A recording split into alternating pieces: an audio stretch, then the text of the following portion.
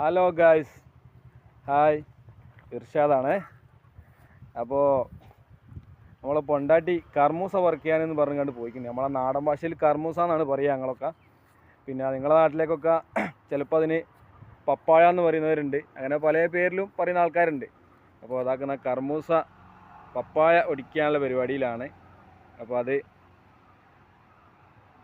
പറിക്കാനുള്ള മുന്നേ നോക്കി തോട്ടിയെടുത്ത് ഇങ്ങനെ നോക്കിക്കൊണ്ടിരിക്കുകയാണ്.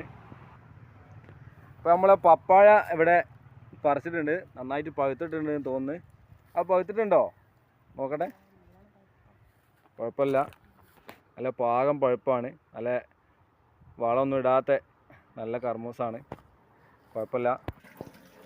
അപ്പോൾ നമ്മൾ പപ്പായ കഴുകിക്കൊണ്ടിരിക്കുകയാണ്. അപ്പോൾ ഇന്നത്തെ വീഡിയോ പപ്പായൻ്റെ വീഡിയോ ആയിക്കോട്ടെ എന്ന് വിചാരിച്ച്.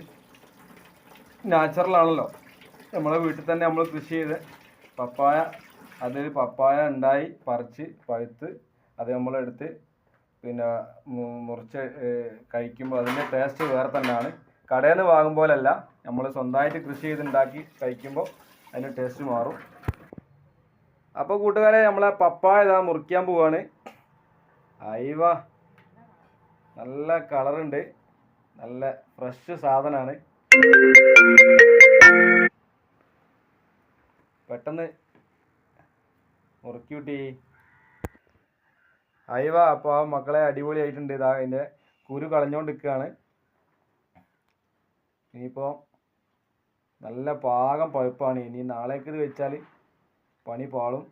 അപ്പോൾ അതുകൊണ്ട് ഇപ്പം തന്നെ കഴിക്കാനുള്ള പരിപാടിയാണ്. ഇങ്ങനെ ഓരോ പീസാക്കിയിട്ട് ഇങ്ങനെ അതിലേക്ക് മുറിച്ചിടുക, ഫ്രഷായിട്ട് കഴിക്കുക. ഇവ അപ്പോൾ അടുത്തൊരു വീഡിയോയിൽ കാണുന്നവരെ